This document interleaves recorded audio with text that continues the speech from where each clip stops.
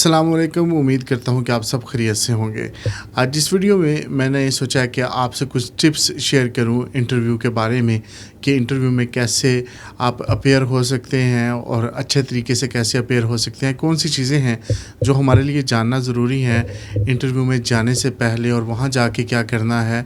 One by one इंशाल्लाह मैं बात करूँगा और मुझे उम्मीद है कि आपके लिए ये चीज़ें बेनिफिशियल होंगी। सबसे पहली बात, बी कॉन्फिडेंट।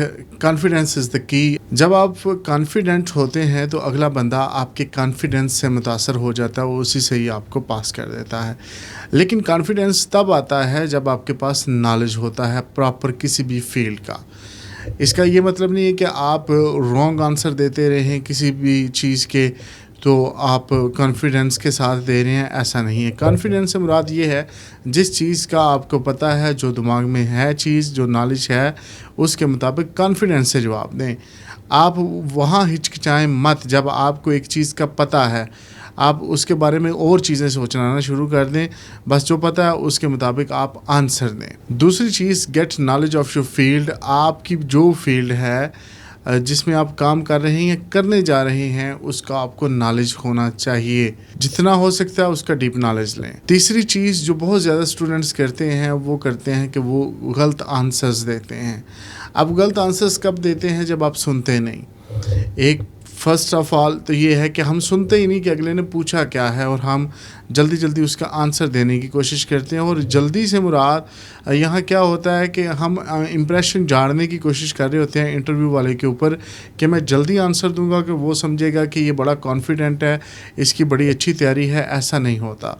आप आराम से आंसर दें, गौर से सुने उसे, लेकिन आंसर आपका ठीक होना चाहिए। हाँ, अगर आपको नहीं पता तो इसकी प्रिपरेशन पहले करके जाएँ।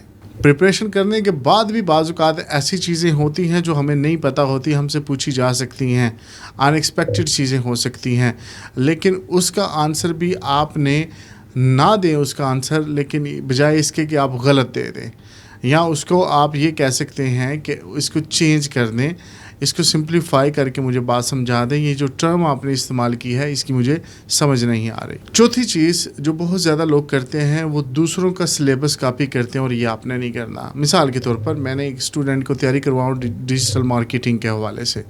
अब आपने वो इंटरव्यू देखा, आपका है कारपेंटर का या कोई और है, आपने उसी को कॉपी पेस्ट किया, आपने उसमें मॉडिफिकेशन की, सवालों में आप चले गए, आपने सोचा कि ये इसी तरह इंटरव्यू देना है और मैं पास कर जाऊँगा। ऐसा होता नहीं। कुछ सवालात तो सिमिलर होते हैं क्योंकि वो एक जैसे सवालात आपकी इमिग्रेशन के रिलेटेड होते हैं, लेकिन हर फील्ड के सवालात कुछ ना कुछ अलग होते हैं। अब जो वो अलग होते हैं तो किसी में 10 सवाल बन रहे होंगे, किसी के 20, किसी के 50। तो ये डिपेंड करता है।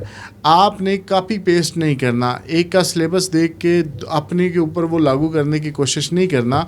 हो सकता है आपकी चीज़ें मुख्तलिफ हों, आपकी चीज़ें जानने वाली मुख्तलिफ हों, उनका नॉलेज जो लेना है आपने वो डिफरेंट होगा, यकीनन डिफरेंट होगा दूसरी फील्ड से। पांचवी चीज़ आपने ये करनी है कि आपने लैंग्वेज वो चूज़ करना है जो आपके लिए आसान हो। बहुत सारे लोग ये समझते हैं कि इंग्लिश में ही इंटरव्यू देंगे तो इंटरव्यू पास कर जाएंगे या इम्प्रेशन पड़ेगा उन पर। ऐसा नहीं है। आपने कोई भी लैंग्वेज है, उर्दू सेलेक्ट करते हैं, हिंदी करते हैं, इंग्लिश करते हैं, वो करना है जिसमें आप उनको समझा सकते हैं और जिसमें आपको समझ आ सकती है। और अगर वो आपको ऑफ़र करें इंटरप्रेटर की, वो अगर देखता है कि आप समझा पा नहीं रहे या समझ नहीं रहे तो आप इंटरप्रेटर ले सकते हैं। वहाँ जो ट्रांसलेटर है बंदा, वो आप उनसे मदद ले सकते हैं, इसमें कोई इशू नहीं। लेकिन बेहतर ये है कि आप ख़ुद करें और ख़ुद कोई भी लैंग्वेज आप सेलेक्ट करें और वो करें जो जिसमें आप अच्छे हैं। इसके साथ एक और चीज़ आपने करनी है कि आपकी जो एप्लीकेशन है उसको आपने इनसाइड आउट टोटल आपको पता होना चाहिए आपने क्या लिखा है उसमें।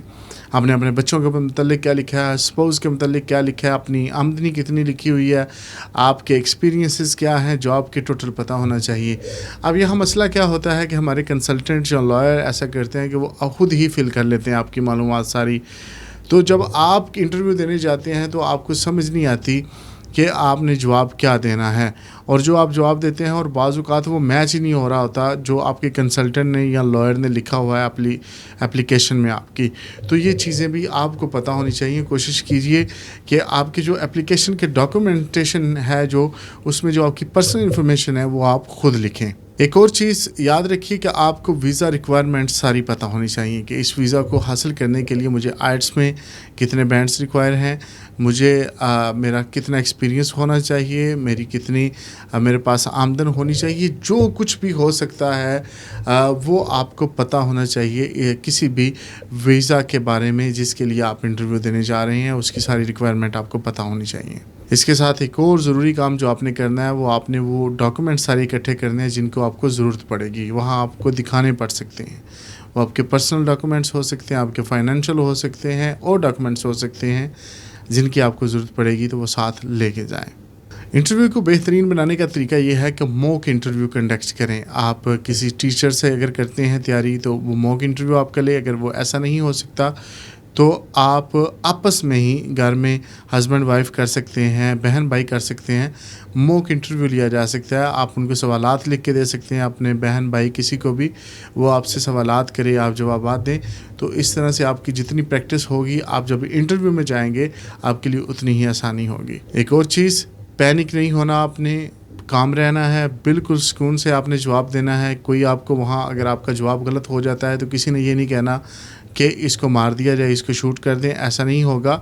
آپ نے کام رہنا ہے. جب آپ کام رہیں گے، پیسفل رہیں گے، تو چیزیں آسان ہوتی جائیں گی. اگلا بندہ انٹرویو لینے والا بھی ایزی ہوگا، آپ بھی، اور بڑی میوچل انڈرسٹینڈنگ کے ساتھ آپ چیزوں کو حل کر سکتے ہیں. اس کے علاوہ آپ نے کنسائز رہنا ہے. آپ سے جتنا پوچھا جائے اتنا بتائیں. آپ جب زیادہ ایکسپلین کرنے کی کوشش کرتے ہیں تو اس میں سوالات نکلتے جاتے ہیں. کوئی بھی انٹرویو کرنے والا ہے جب وہ انٹرویو کر رہا ہوتا ہے تو وہ آپ کی باتیں سن کر اس میں سے باتیں نکالنے کی کوشش کر رہا ہوتا ہے. تو جتنا آپ سے پوچھا جائے اتنا ہی جواب دیں. جب زیادہ بولیں گے تو زیادہ سوالات کا سامنا کرنا پڑے گا. اس کے ساتھ بی آنیسٹ. آپ نے آنیسٹ رہنا ہے. آپ نے بالکل سچ بتانا ہے. جو کچھ بھی آپ کو پتہ ہے وہی بتانا ہے آپ نے، اور سچ سچ جو بھی چیزیں آپ کی ڈاکومنٹیشن میں لکھی ہوئی ہیں یا جو بھی ریالٹی ہے وہ بتانی ہے. اگر آپ جھوٹ بولتے ہیں تو پھر مزید سوالات کا سامنا ہوگا آپ کو. تو اس میں کیا ہوگا کہ آپ نے جو سچ ان کو بتایا تھا، جو جھوٹ کو سچ بنا کے آپ نے بتایا تھا، تو وہ بھی نکل آئے گا، وہ بھی پھر جھوٹ ثابت ہو جائے گا. تو آپ نے آنیسٹی رہنا تاکہ آپ کو چیزیں یاد نہ کرنی پڑے، کیونکہ جھوٹ کو یاد رکھنا پڑتا ہے تو سچ کو یاد رکھنے کی ضرورت نہیں ہوتی. آخری بات کرتا ہوں کہ اگر کوئی کلچرل ڈفرینسز آ جائیں آپ کے انٹرویو کے دوران، کہ کلچر کا ڈفرینس ہے، وہاں جہاں جا رہے ہیں ان کا اور ہے اور آپ کا اور ہے، تو وہاں اس کو ڈس رسپیکٹ نہیں کرنا. آپ نے ان کے کلچر کو بھی رسپیکٹ دینی ہے. ان کے بارے میں کوئی نیگیٹیو کمنٹ نہیں کرنا، پازیٹیو رہنا ہے. آپ اس کو پسند کرتے ہیں نہیں کرتے یہ میٹر نہیں ہے. انٹرویو میں صرف آپ نے اپنی امیگریشن کے لحاظ سے آپ نے انٹرویو پاس کرنا ہے، آپ نے نکلنا ہے. وہ غلط کر رہے ہیں، صحیح کر رہے ہیں، ان چیزوں میں نہیں پڑھنا، ان جو مباحث میں نہیں پڑھنا، پھر آپ کام خراب کرتے ہیں. تو بس یہ کچھ چیزیں ہیں جو انٹرویو میں جانے سے پہلے اور اس کے دوران، تیاری کے دوران کیا کرنی ہے آپ نے. آپ سے آج بات ہوئی ہے. انشاءاللہ نیکسٹ ویڈیو میں کچھ اور چیزوں کے بارے میں آپ سے بات کروں گا. تو ہمیں یاد رکھیے گا. اللہ حافظ.